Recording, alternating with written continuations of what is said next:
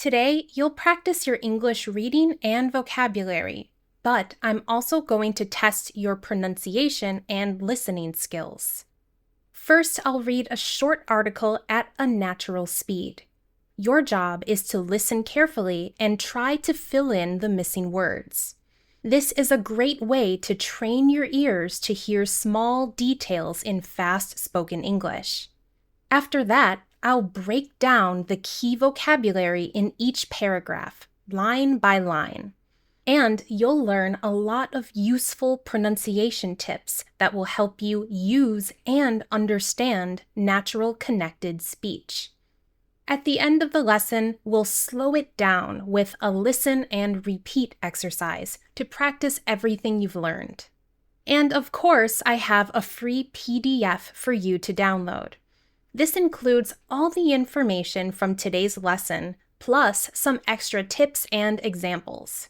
You can find the link in the description below this video.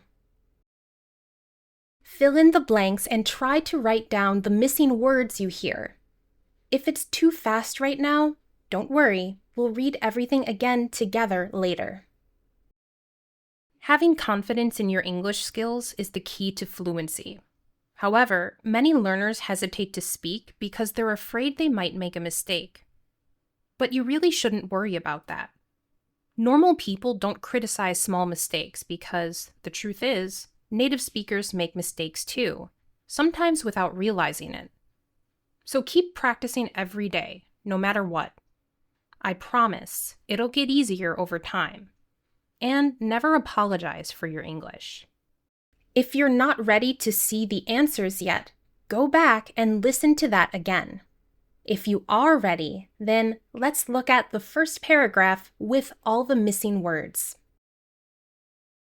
First, we have the noun confidence. Confidence. If the sentence has an object, you have to follow this with the preposition in. You have confidence in something or someone. Notice the connected speech here. Confidence in. Confidence in. This is consonant to vowel linking. This happens when one word ends with a consonant sound and the next word begins with a vowel sound. The final letter E here is completely silent. We do not pronounce this. So the real final sound is S. And we want to connect this sound to the word in. This should sound nice and smooth, almost like one word. Confidence in. The same thing happens between these two words. Your English. Your English. We're connecting the final sound with the I sound. Your English. Next, the verb hesitate. Hesitate. This means to pause or wait before doing something, usually because you're nervous or unsure. It's common to use this with an infinitive. You hesitate to do something. Many learners hesitate to speak. Here's another type of connected speech, consonant to consonant linking. When one word ends with a consonant and the next word begins with the same consonant sound, we only produce that sound once, but we hold it a little longer. So we don't say hesitate to speak, it's hesitate to speak. Hesitate to speak. Next we have there, which is a contraction or the short form of they are. You'll notice that I've used contractions in this entire article because they're essential for natural fluent English. But you have to know exactly when to use them.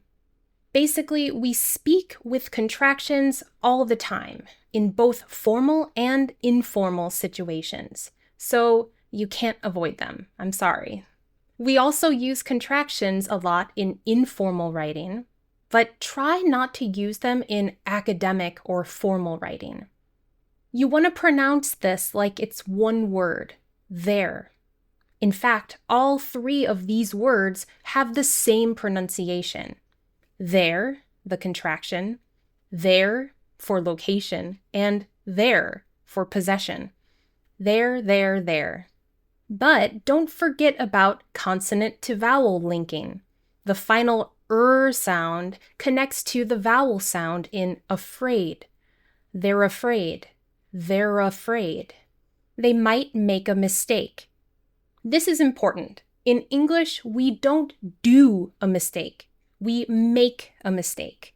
A good way to remember this is with the two M's here. Also, we have linking again. Make a mistake. Make a mistake. Now, before this, we have the modal verb, might. Here we have a sound change with the letter T at the end.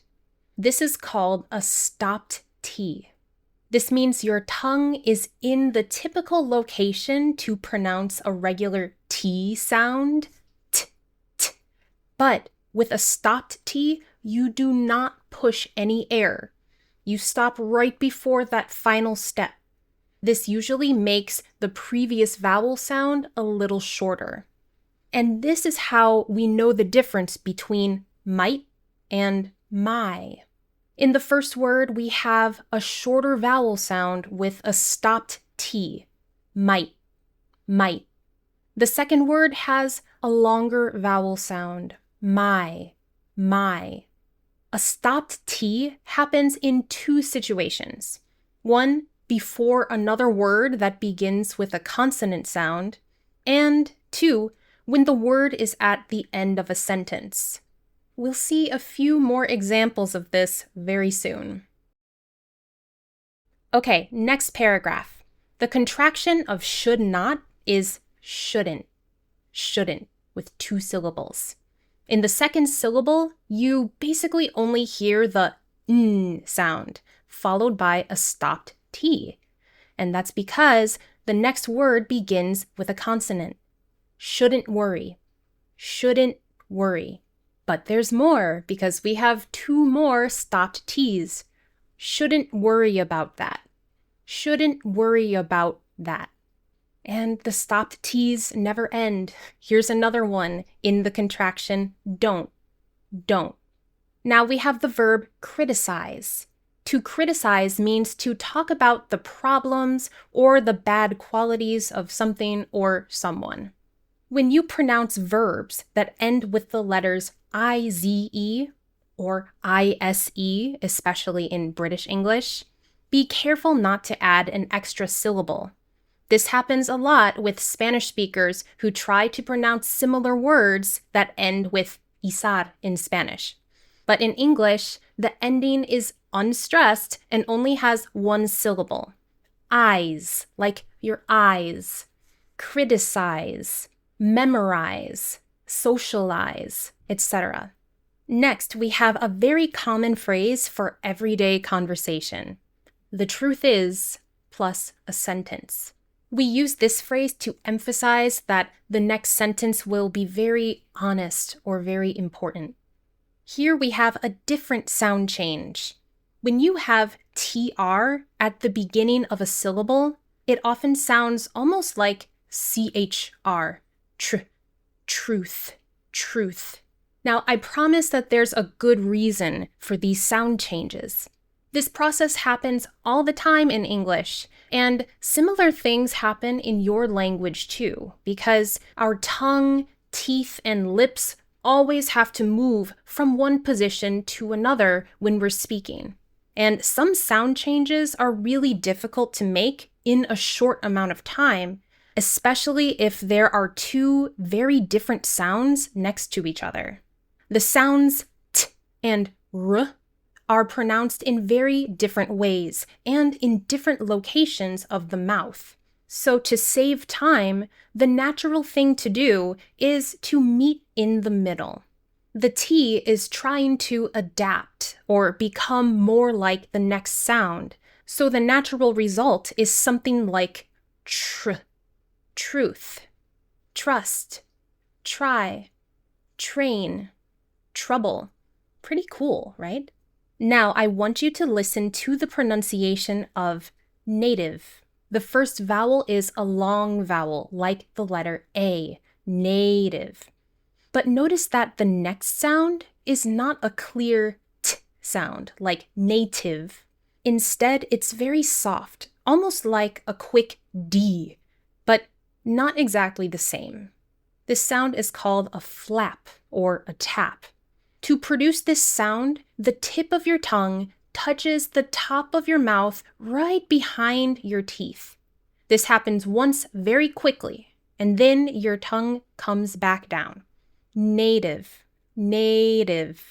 Keep in mind that it's very common for other languages to represent this same sound with a different letter.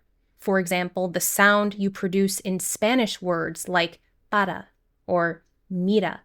This is also a flap sound. In English, a flap T occurs in an unstressed syllable between two vowel sounds. So in this situation, this is the standard pronunciation in North American English.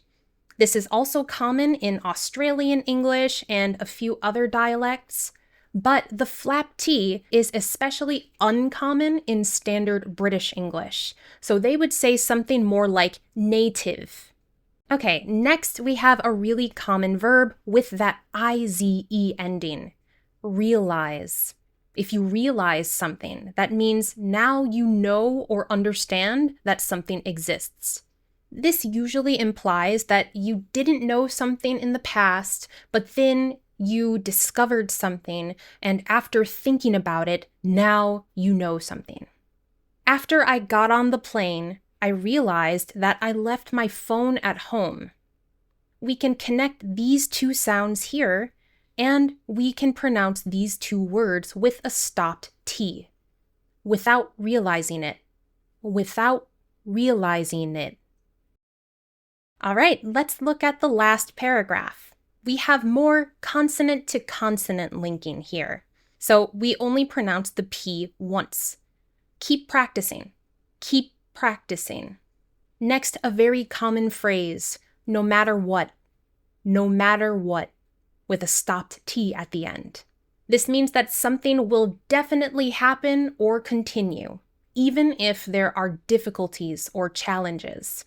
You can use this at the end after a full sentence. For example, I will support you no matter what. So this means I will support you in any situation. You can also use this before a clause. No matter what happens, we will finish the project on time. So even if it's difficult or if something bad happens, we will keep going and finish the project. Next, the contracted form of it will is it'll. It'll. We're pronouncing a flap T here. It's like pronouncing the word little, but without the L at the beginning. Little, little, it'll, it'll. Now, I think we're ready to combine two rules here. First, we have consonant to vowel linking between get and easier, but, and this is important, the flap T is not limited to one word. This also happens between words in connected speech. So together, this sounds like get easier, get easier. By the way, here the word get means become.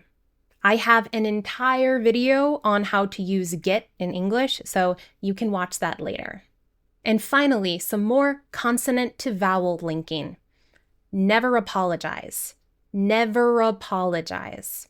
The verb apologize is a little more formal, and it means to say sorry for something you've done. You can apologize to someone for something, or for doing something. He apologized to his teacher for the mistake. Do you think I should apologize for saying that? Now let's practice by reading out loud together. I want you to focus on using connected speech. Also, try to copy my intonation. This is the way my voice goes up and down. Okay, repeat after me. Having confidence in your English skills is the key to fluency. However, many learners hesitate to speak. because they're afraid they might make a mistake. But you really shouldn't worry about that.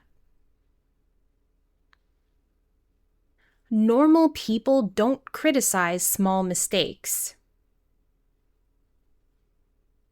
Because the truth is, native speakers make mistakes too. Sometimes without realizing it. So keep practicing every day. No matter what. I promise it'll get easier over time. And never apologize for your English. If you enjoyed this lesson, please like this video, subscribe to my channel, and let me know in the comments if you want more videos like this. Thank you so much for watching. I'm Gina. This is Your World in English, and I'll see you in the next lesson. Bye!